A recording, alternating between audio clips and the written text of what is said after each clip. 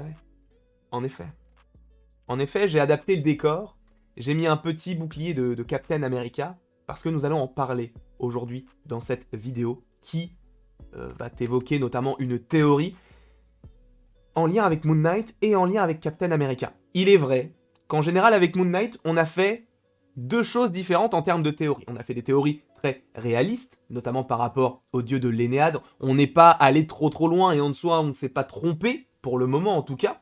Et on a fait des théories très incongrues, il faut le dire. Il faut le dire. De toute façon, c'est un petit peu le nerf de la chaîne, on fait beaucoup de théories très étranges, mais si ça arrive, c'est cool. Et le fait de se dire, on imagine ça, déjà, c'est cool. Moi, ça me plaît, déjà.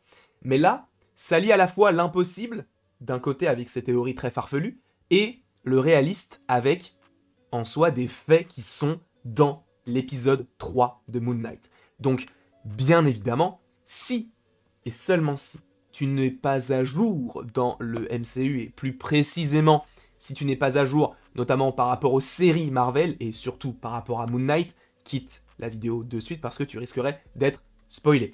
Fin de la parenthèse, parlons un petit peu d'un possible lien que j'imagine entre la série Moon Knight et le programme qui n'est pas encore annoncé de Captain America 4. Oui, à première vue, ça semble très étrange, sachant que pour l'instant, Moon Knight, c'est vraiment à l'écart de tout ce que l'on a connu pour le moment dans le MCU. Il y a très peu de références. Alors oui, il y avait une petite référence dans Moon Knight par rapport aux Asgardiens et aux Wakandais par rapport à des livres qui sont dans l'appartement de Steven, mais ça n'allait pas plus loin que ça. Oui, on avait le GRC également par rapport à The Falcon and the Winter Soldier, mais ça n'allait pas plus loin que cela. Mais vous le savez, même si on est sur une série Moon Knight qui semble être pour l'instant un ovni par rapport à tout ce que l'on a vu par rapport au MCU, ça reste un film du MCU, ça reste un film dans un univers partagé. Donc ce que j'imagine, c'est que oui, il y aura des connexions. Et je pense qu'une connexion peut s'effectuer par rapport à un personnage. Et malheureusement, c'est même pas que je ne pense pas qu'on va le revoir, c'est qu'il ne reviendra pas, évidemment. C'est le personnage donc de Anton Mogart qui est joué donc par Gaspard Ulliel, qui est malheureusement décédé. Mais ce qui va nous intéresser en fait, c'est ce qui englobe ce personnage-là. Premièrement, c'est un marchand d'art. Tu vas me dire, quel est le rapport avec Captain America ? J'y viens ! Attends, c'est un marchand d'art. Un peu clandestin, etc. Et justement, il a des sarcophages sous ces petites pyramides lumineuses.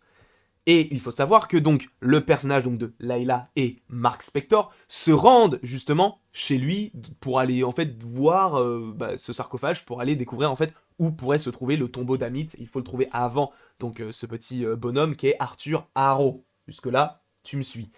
Cependant, en arrivant, Mark lui demande « Mais comment est-ce que tu l'as connu ?» Parce que c'est vrai que les deux personnages ici se connaissent déjà. Et le personnage de Layla dit « À Madripoor ». Madripoor. Est-ce que ça te dit quelque chose ? Ça te dit peut-être, si t'es un peu extérieur à tout l'univers Marvel, mais que t'es à jour, tu dois te dire Madripoor, j'ai déjà entendu ça quelque part. Dans les comics, Madripoor, je crois que c'est un endroit où justement tu as Wolverine, en partie. Mais dans le MCU, Madripoor, ça existe déjà. On l'a vu dans The Falcon and the Winter Soldier. Et c'est le moment où justement tu as le Faucon, le Soldat d'hiver et donc Zemo qui s'y rendent pour aller voir Sharon Carter. Là, c'est la scène qui s'ensuit. Je ne sais pas si c'est dans le même épisode, mais je crois que oui. Je ne sais plus vraiment exactement, mais je crois que c'est dans le même épisode. Mais bref, on a Sharon Carter qui est donc dans cette série donc de The Falcon and the Winter Soldier. Je ne vous apprends rien du tout. Cependant, au fur et à mesure de cette série, on apprend que Sharon Carter est en fait un méchant, ou plutôt une méchante, du nom de Power Broker. Jusque-là, encore une fois, tu me suis, je ne fais que relater ce qui s'est déjà déroulé dans le MCU et notamment dans The Falcon and the Winter Soldier. Je prends le temps pour que vous puissiez vous dire, ok, ça peut paraître crédible, mais on continue. Je vous rappelle donc que les deux personnages se sont rencontrés à Madripoor. Madripoor où justement, qui régnait en maître ? Sharon Carter. Jusque-là, encore une fois, tu me suis. Pourquoi est-ce que je te parle de Sharon Carter ? Il faut savoir qu'il y a des rumeurs qui sont infondées concernant le retour d'Emily Van Camp dans la série Moon Knight. C'est vrai que de se dire Emily Van Camp, donc Sharon Carter dans Moon Knight, ça n'a pas lieu d'être. C'est très étrange et pourquoi en soi ? Pourquoi ? C'est pas utile. Cependant, si on y réfléchit bien, on a d'un côté Anton Mogart, qui est un marchand d'art, supposément illégal, enfin en tout cas il agit de manière illégale, qui était déjà à Madripour, sachant que Power Broker, qui vit à Madripour, aime beaucoup l'art. On le rappelle dans certains des épisodes de The Falcon and the Winter Soldier, Power Broker est liée à l'art. Elle aime bien les sculptures, les peintures, etc. Elle en a notamment fait son business. On se rappelle de ça. Elle a notamment fait une sorte de vernissage où il y avait la petite soirée, là où Zemo avait fait. On s'en souvient, d'accord? Donc, en soi, j'imagine très clairement Mogart ne plus avoir le contrôle sur ses agissements, sur tout ce qu'il peut avoir en termes d'œuvres d'art, et Power Broker arriver et dire « Je récupère ce que t'as, parce que je suis Power Broker. » Tu ne sais pas que c'est moi, parce que personne ne sait vraiment qui est Power Broker, mais c'est moi, d'accord?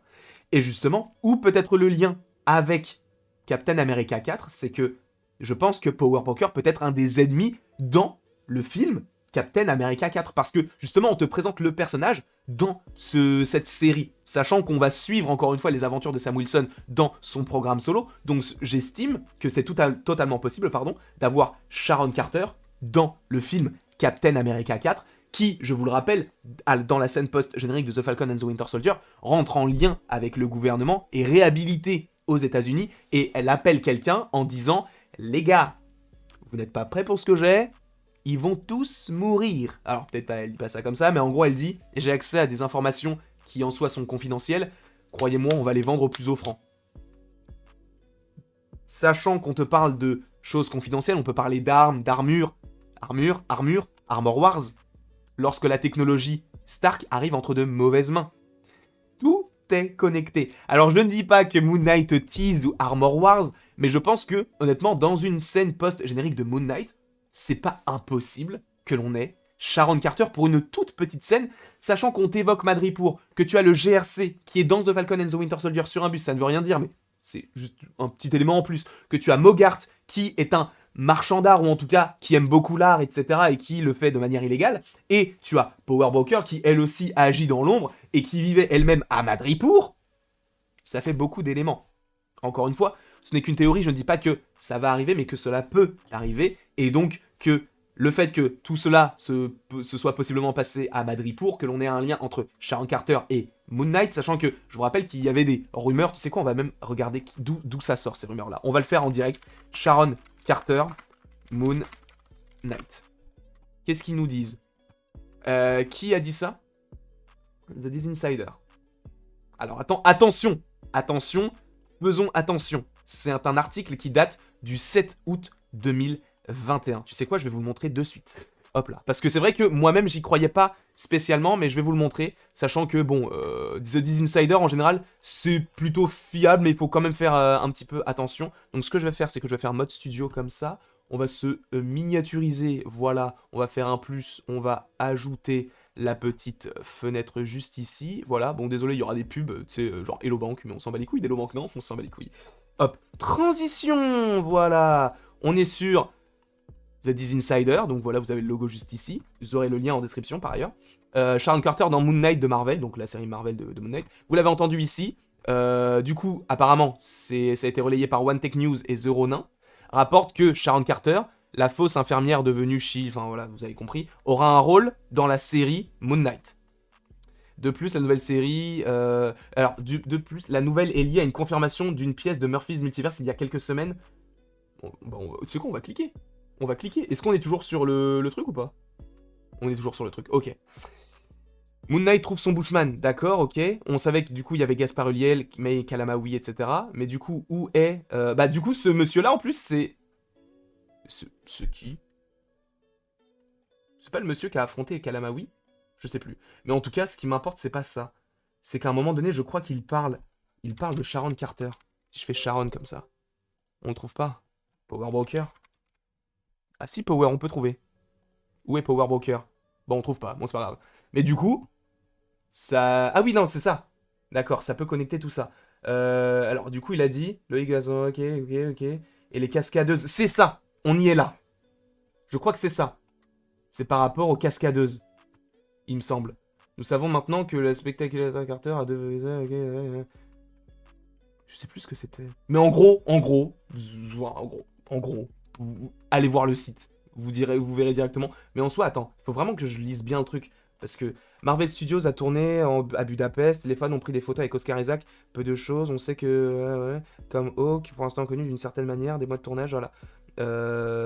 Du coup, il me semble que c'est une des cascadeuses qui est présente sur la série, qui était la cascadeuse, du coup, de Emily Van Camp, sur le tournage, donc de The Falcon and the Winter Soldier, si je ne dis pas de bêtises. On va le mettre en anglais. Non, bon, ça changera pas grand chose non plus. Bon, c'est pas très grave. Au moins, sachez que la rumeur existe. Est-ce qu'elle est fiable ou non? Honnêtement, je préfère pas trop m'avancer dessus, mais la rumeur existe. Donc après, c'est en fonction de ce que vous croyez ou non. Mais en tout cas, la rumeur existait concernant Emily Van Camp dans la série Moon Knight. Et ce, depuis août 2021. Donc, quelques mois après la sortie de The Falcon and the Winter Soldier.